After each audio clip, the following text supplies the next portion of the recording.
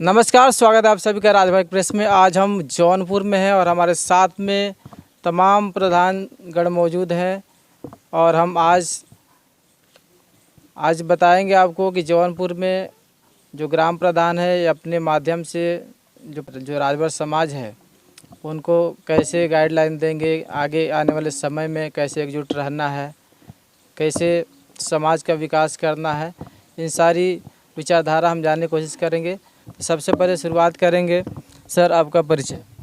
राकेश राजभर, ग्राम प्रधान रानीमऊ, शाहगंज, जिला जौनपुर, उत्तर प्रदेश। जी, जैसा कि सर आप रानीमऊ से प्रधान हैं जी, तो आज हर जगह पे चुनाव का भी माहौल अभी आ गया है और जैसे लोग एक प्रत्याशी के जगह पे 4-4, 5-5 लोग खड़े होते हैं, एक दूसरे को नहीं समझते हैं, संगठित नहीं रहते हैं।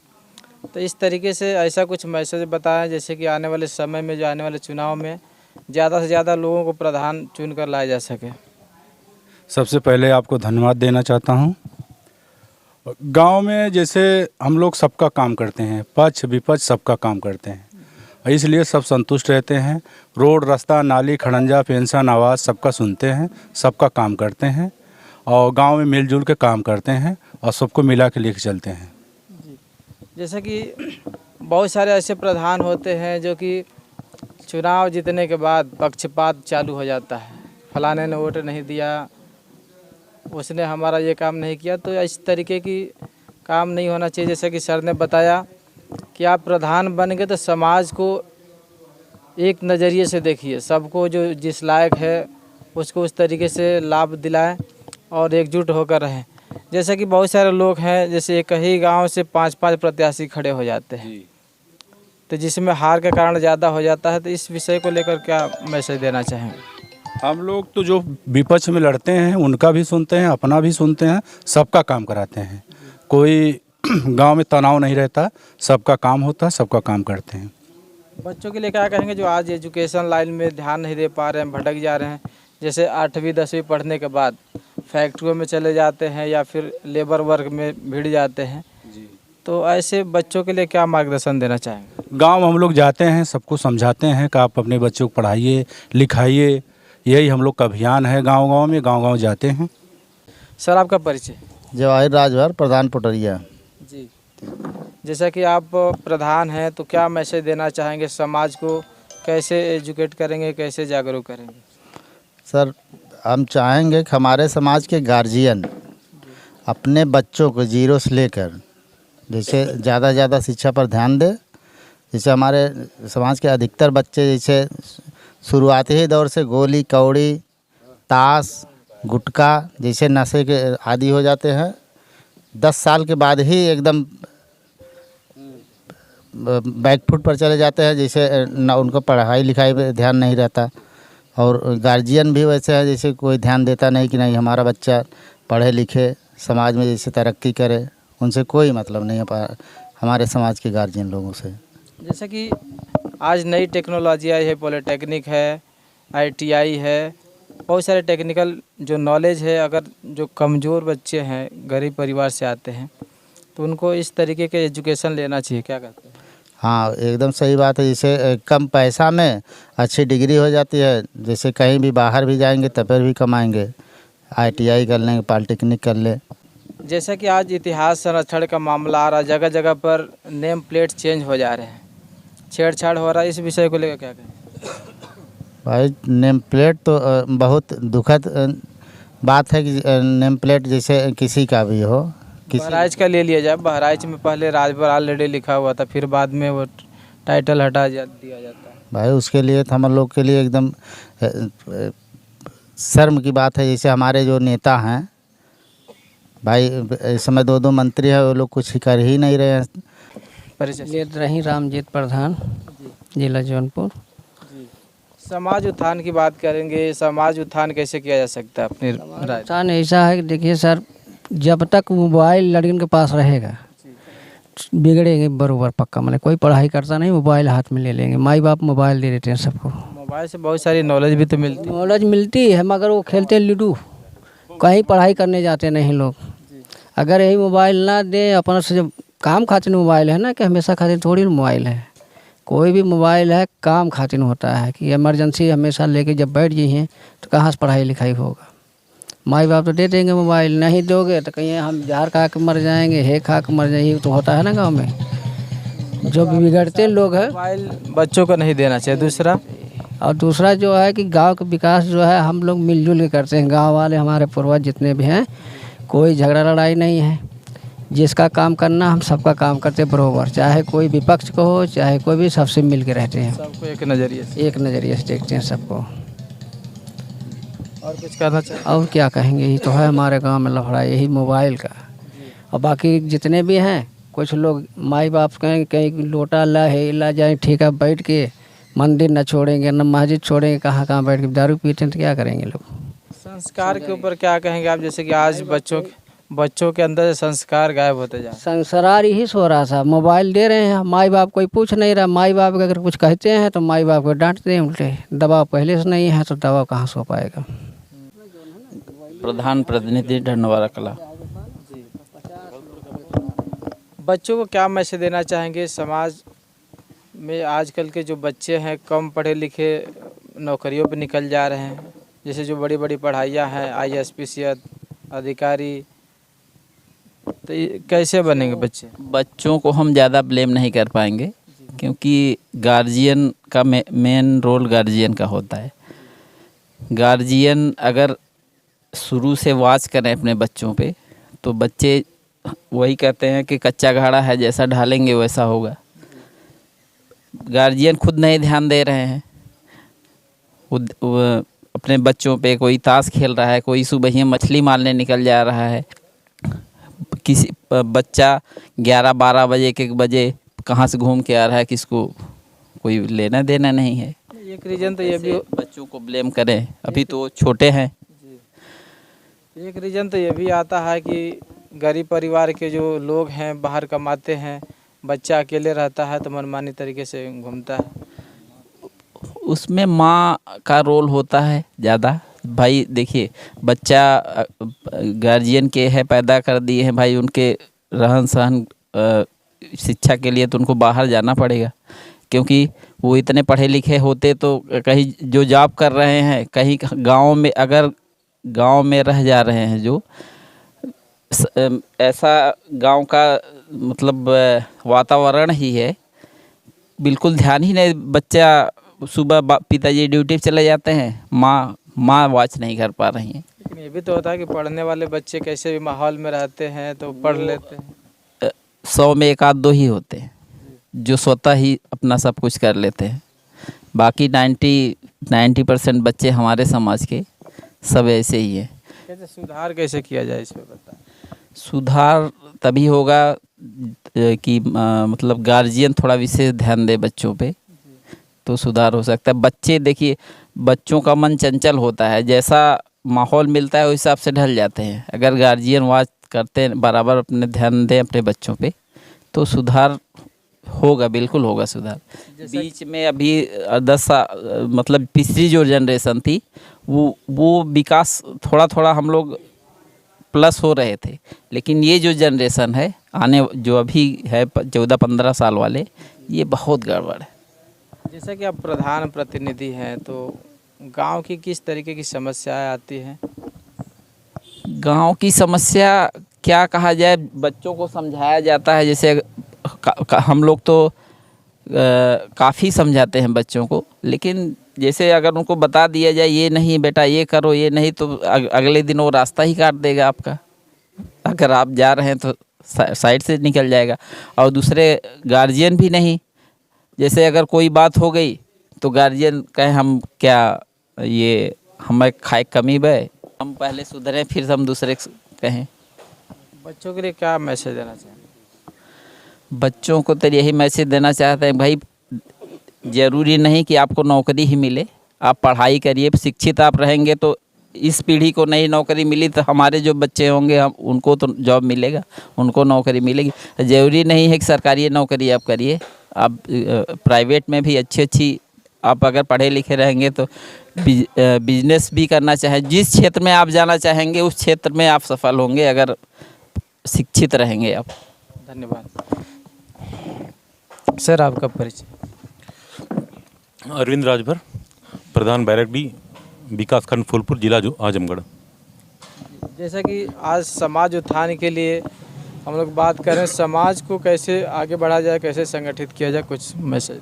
देखिए, समाज के लिए जैसे इसके पहले भाई साहब ने भी कहा कि गार्जियंस का वास्तव में बहुत बड़ा रोल है।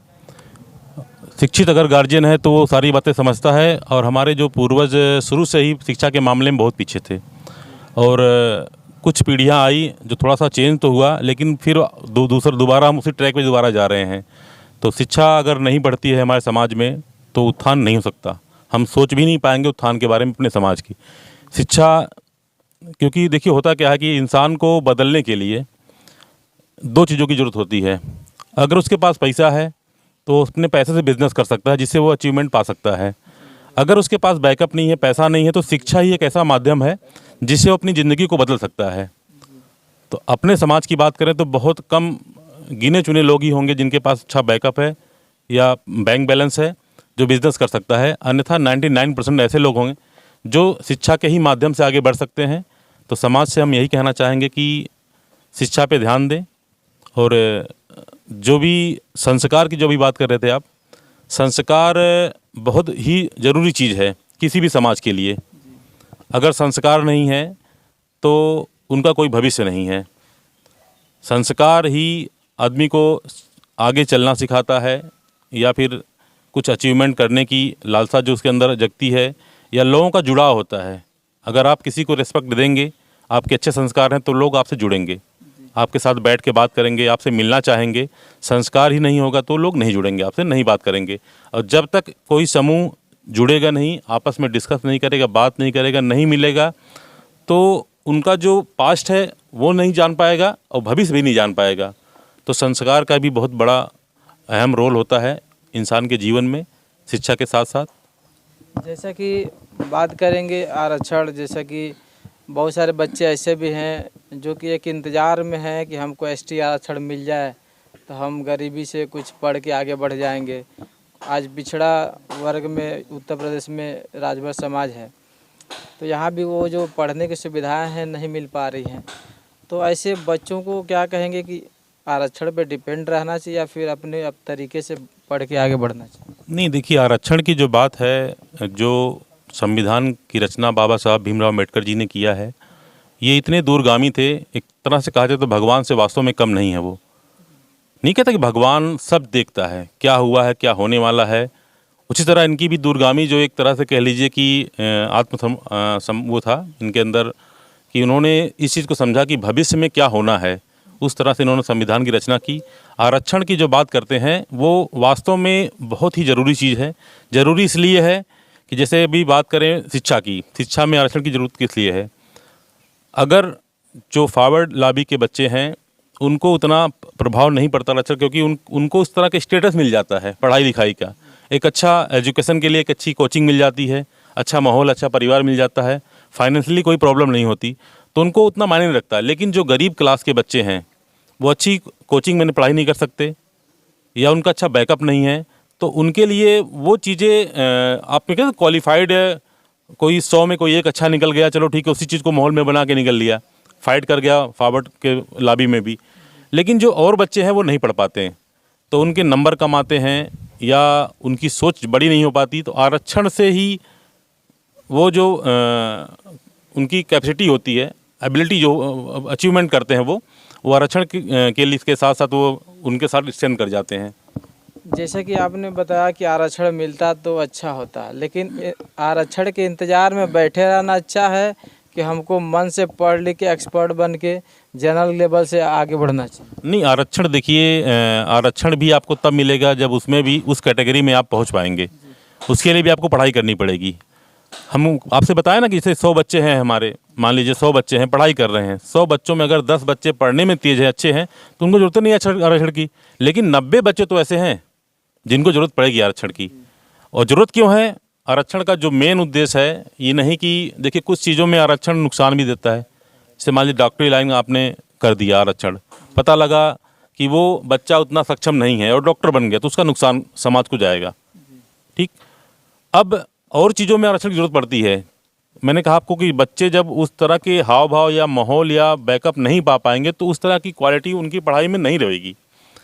तो उनको ज़रूरत होगी आरक्षण की। और समाज, जैसे मान लीजिए अपने समाज की बात करें हम, आज हमारे समाज में एक तरह से कह लीजिए देश को आज़ाद होने के बाद भी कोई भी अभी तक आईएएस अफसर नहीं बन पाया। इसका रीज़न अगर जो हमारे इतिहासकार रहे हों या और भी लोग रहे होंगे, अगर ढूंढे होंगे तो उनको महसूस हुआ होगा कि क्यों नहीं बन पाए। उसका रीज़न ये था कि शिक्षा का जो स्तर है हमारे समाज का बहुत ही डाउन है।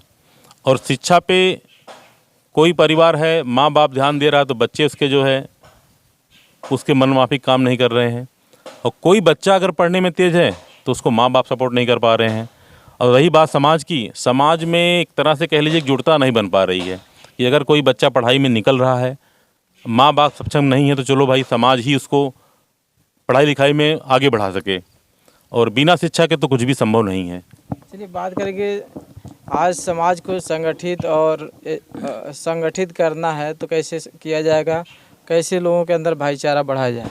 देखिए, संगठित करने के लिए जो समाज में थोड़े से शिक्षित हैं, संपन्न हैं, उनको पहले एक साथ आना पड़ेगा। और उनके अंदर भी एक भावना होनी चाहिए कि अगर आप किसी को कोऑपरेट कर रहे हैं, सपोर्ट कर रहे हैं, तो ये एहसान ना जताएं, नहीं तो उसको भी तकलीफ़ होगी या आगे से कोई जुड़ना नहीं चाहेगा।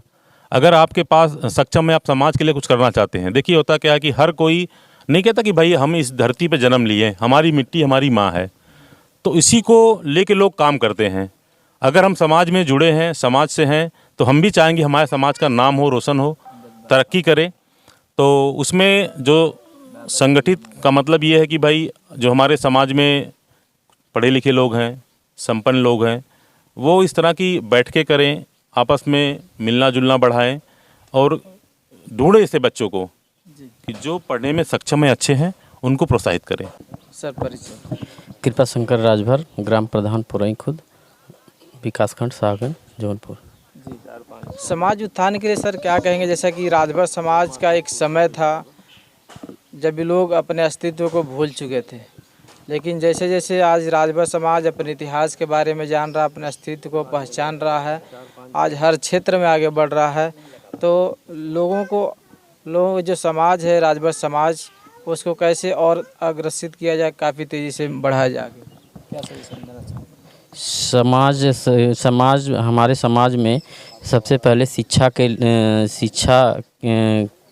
शिक्षा बहुत ज़रूरी है, क्योंकि हमारे समाज के लोग पढ़ाई लिखाई में कम ज़्यादा ध्यान नहीं देते, इसलिए शिक्षा बहुत ज़रूरी है। शिक्षा रहेगी तभी जाके ही समाज आगे बढ़ेगा।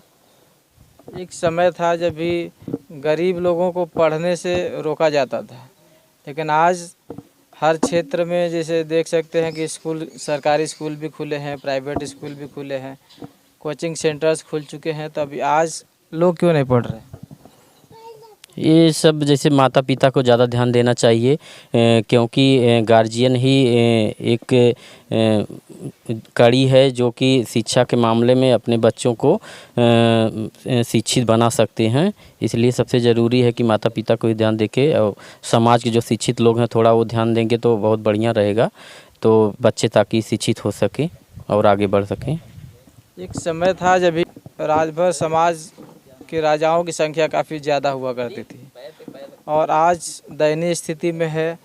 आने वाले समय में कैसे बहुत सारे जितने भी पद हैं, चाहे प्रधानी का पद हो, चाहे बीडीसी हो, जिला पंचायत हो, विधायक हो, सांसद, मंत्री, इन सारी इंजीनियरिंग क्षेत्र हुआ, कैसे लोगों को आगे बढ़ाया जाए? एकजुटता बहुत ज़रूरी है समाज के लिए। अगर एकजुटता रहेगी तो तभी जाके गांव से भी प्रधान निकलेंगे और बीडीसी भी निकलेंगे, जिला पंचायत अध्यक्ष, और राजनीति में भी आगे बढ़ेंगे। और सहयोग मान लीजिए हम जैसे जो भी प्रधान लोग हैं उन लोगों से निवेदन करते हैं हम कि जैसे जो भी पढ़ाई लिखाई में अगर गरीबी स्तर पे है, लड़का पढ़ना चाह रहा है तो उसकी मदद करें, तब जाके वो आगे बढ़ सके। बच्चों के लिए क्या मैसेज देना चाहेंगे? बच्चों के लिए यही मैसेज है सर कि ताकि शिक्षा पे ज़्यादा ध्यान दे, इधर उधर, क्योंकि हमारे समाज के लोग 10-15 साल के हो जाते हैं तभी से शराब की लत ज़्यादा लग जाती है। तो इसलिए गार्जियन को बहुत ज़रूरी है ध्यान देना कि हमारा लड़का कितने बजे शाम को आता है, रात रात को 10-10 11 बजे बाहर टहलते हैं, तो उस पर सबसे ज़्यादा ध्यान देना चाहिए हमारा लड़का रात को इतने समय क्या कर रहा है, ताकि पढ़ाई लिखाई पे ध्यान दें ताकि समाज आगे बढ़े और उस पूरे समाज का नाम रोशन हो।